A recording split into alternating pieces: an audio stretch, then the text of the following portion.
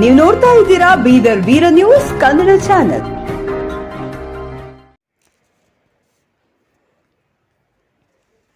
ಚುಡುಗುಪ್ಪ ರಾಮಲಿಂಗೇಶ್ವರ ಮಹಿಮೆ ಅಪಾರ. ಸುರೇಶ್ ಮಾಶೆಟ್ಟಿ. ರಾಮಲಿಂಗೇಶ್ವರ ಮಹಿಮೆ ಅಪಾರವಾಗಿದೆ ಎಂದು ಟ್ರಸ್ಟ್ ಅಧ್ಯಕ್ಷ ಸುರೇಶ್ ಮಾಶೆಟ್ಟಿ ಹೇಳಿದ್ದರು. ತಾಲೂಕಿನ ರಾಂಪುರ ರಾಮಲಿಂಗೇಶ್ವರ ಜಾತ್ರಾ ಮಹೋತ್ಸವ ಅಂಗವಾಗಿ ಹಮ್ಮಿಕೊಂಡಿದ್ದ ಪಲ್ಲಕ್ಕಿ ಮಹೋತ್ಸವ ಕಾರ್ಯಕ್ರಮದಲ್ಲಿ ಮಾತನಾಡುತ್ತಾ ತಿಳಿಸಿದ್ದರು.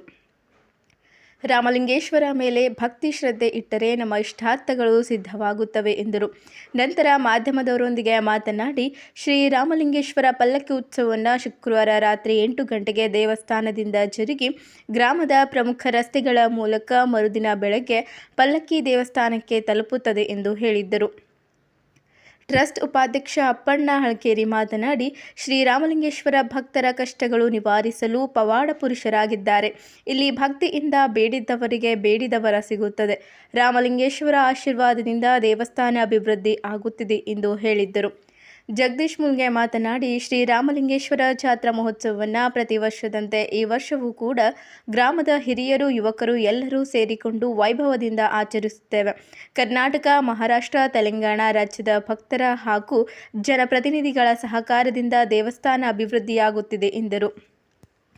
ಈ ಸಂದರ್ಭದಲ್ಲಿ ಟ್ರಸ್ಟಿನ ಗೌರವಾಧ್ಯಕ್ಷರು ಹಾಗೂ ಮಹಾರಾಷ್ಟ್ರ ರಾಜ್ಯದ ಸೋಲಾಪುರ್ನ ಮಾಜಿ ಶಾಸಕ ವಿಶ್ವನಾಥ್ ಚಕ್ಕೋಟೆ, ಕಾರ್ಯದರ್ಶಿ ಶಾಮರಾವ್ ಜೋಳದಬ್ಬಕೆ, ಜಂಟಿ ಕಾರ್ಯದರ್ಶಿ ರಾಮಲಿಂಗಪ್ಪ ಮಾಲಿ ಪಾಟೀಲ್, ಮಾಡೆಪ್ಪ ಪಾಟೀಲ್, ಬಾಬುರಾವ್ ಗಣಚಲಖೇಡ ಸೇರಿದಂತೆ ಜಾತ್ರಾ ಮಹೋತ್ಸವಕ್ಕೆ ನೆರೆ ರಾಜ್ಯದ ತೆಲಂಗಾಣ, ಆಂಧ್ರಪ್ರದೇಶ, ಮಹಾರಾಷ್ಟ್ರ, ಕರ್ನಾಟಕ ಸೇರಿದಂತೆ ಸಾವಿರಾರು ಭಕ್ತಾದಿಗಳು ಭಾಗವಹಿಸಿ ದೇವರ ದರ್ಶನ ಪಡೆದರು. ಬಂದ ಭಕ್ತಾದಿಗಳಿಗೆ ಅನ್ನದಾಸೋಹ ವ್ಯವಸ್ಥೆ ಮಾಡಲಾಗಿತ್ತು. ವರದಿ ರಾಜ್ಕುಮಾರ್ ಆರ್ ಹಡಪದ್, ಬೀದರ್ ವೀರ ನ್ಯೂಸ್, ಚುಡುಗುಪ್ಪ. ಪಾದಕ್ಕೆ ಪಡಮಟ್ಟು ಇಂದು ಶ್ರೀ ರಾಮಲಿಂಗೇಶ್ವರ ಜಾತ್ರಾ ಮಹೋತ್ಸವದ ಕೊನೆಯ ದಿನವಾದ ಪಲ್ಲಕ್ಕಿ ಹಾಗೂ ರಥೋತ್ಸವ ಜರುಗಲಿದೆ. ಈ ಕ್ಷೇತ್ರ ಅತಿ ಪುಣ್ಯವಾದ ಕ್ಷೇತ್ರ. ಇಲ್ಲಿ ಶ್ರೀರಾಮನು ಸ್ಥಾಪನೆ ಮಾಡಿದಂಥ ಆ ಲಿಂಗವೇ ರಾಮಲಿಂಗ. ಅದರ ಮಹಿಮೆ ಭಾಳ ಇದೆ. ಬೇಡಿದ ಭಕ್ತರಿಗೆ ನೀಡುವ ಕಲ್ಪತರು ಇದ್ದಂಥ ಶ್ರೀರಾಮಲಿಂಗೇಶ್ವರ ಎಲ್ಲರ ಇಚ್ಛೆಗಳನ್ನು ಪೂರೈಸ್ತಾನೆ. ಇಲ್ಲಿ ವಿವಿಧ ರಾಜ್ಯಗಳಿಂದ ಭಕ್ತರು ಆಗಮಿಸಿ ದೇವರ ದರ್ಶನ ಪಡೆದು ಪುನೀತರಾಗುತ್ತಾರೆ. ಅವರ ಇಷ್ಟಾರ್ಥಗಳು ಬೇಡಿಕೊಂಡು ಅದನ್ನು ಪೂರೈಸಿದಾಗ ಮತ್ತೆ ಬಂದು ದರ್ಶನ ಪಡೆಯುತ್ತಾರೆ ಎಂದು ಹೇಳಲು ಇಚ್ಛಿಸ್ತೇನೆ. ಈಗ ಆರೋಗ್ಯ ತಪಾಸಣೆ ಮಾಡಿದ್ರಿ, ಇಲ್ಲಿವರೆಗೆ ಎಷ್ಟು ಜನ ಆರೋಗ್ಯ ತಪಾಸಣೆಯಲ್ಲಿ ಭಾಗಿಯಾಗಿದ್ದಾರೆ? ಆರೋಗ್ಯ ತಪಾಸಣೆಯಲ್ಲಿ 150ಕ್ಕಿಂತ ಹೆಚ್ಚು ಜನ ಭಾಗಿಯಾಗಿದ್ದಾರೆ. ಅದರಲ್ಲಿ ಎಷ್ಟೋ ಜನ ಹೃದಯ ರೋಗಸ್ಥರು ಕೂಡ ಇದ್ದರು. ಅವರಿಗೆ ಬಹಳಷ್ಟು ಬೆನಿಫಿಟ್ ಆಗಿದೆ. ಜಯದೇವ ಆಸ್ಪತ್ರೆಯಿಂದ ಬಂದಂಥ ಡಾಕ್ಟ್ರು ಅವರ ಸಲಹೆ ಮೇರೆಗೆ ಹೋಗಿ ಅಲ್ಲಿ ಇವನ್ ಸ್ಟಂಟ್ಗಳು ಕೂಡ ಹಾಕ್ಕೊಂಡು ಬಂದಿದ್ದಾರೆ. ಎಷ್ಟೋ ನಮ್ಮ ಮಕ್ಕಳಿಗೂ ಕೂಡ ನಮ್ಮ ಮಕ್ಕಳ ತಜ್ಞರಂತ ಡಾಕ್ಟರ್ ಗೌಡಪ್ಪ ಆರ್ ಪಾಟೀಲ್ ಅವರು ಈ ಆರೋಗ್ಯ ತಪಾಸಣೆ ಮುಂಚೂಣಿಯಲ್ಲಿದ್ದಾರೆ.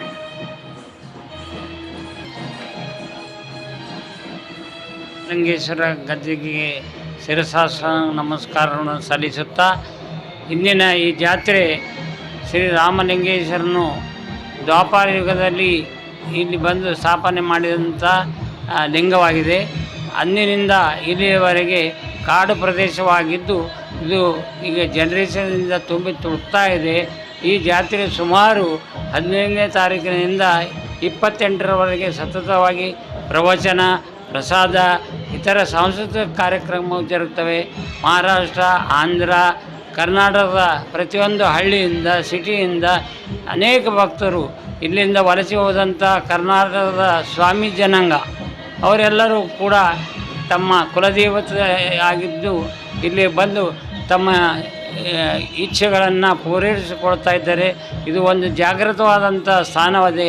ಇದಕ್ಕಾಗಿ ಪ್ರತಿ ವರ್ಷ ಜನರ ಸಹಕಾರದಿಂದ, ಭಕ್ತರ ಸಹಕಾರದಿಂದ, ಸರ್ಕಾರದ ಸಹಕಾರದಿಂದ ಇಲ್ಲಿಯ ಕಟ್ಟಡ ಕಾಮಗಾರಿಗಳು ಸತತವಾಗಿ ನಡೀತವೆ.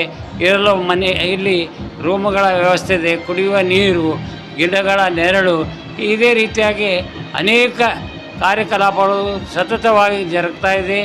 ಇದು ಒಂದು ನಮ್ಮ ಇದು ಅಲ್ಲ, ಎಲ್ಲರ ಸಹಕಾರದಿಂದ ಜನರ ಆಶೀರ್ವಾದ ಶ್ರೀ ರಾಮಲಿಂಗಪ್ಪನ ಕೃಪಾಶೀರ್ವಾದ ಅಂತ ನಾನು ಆ್ಯಸ್ ಎ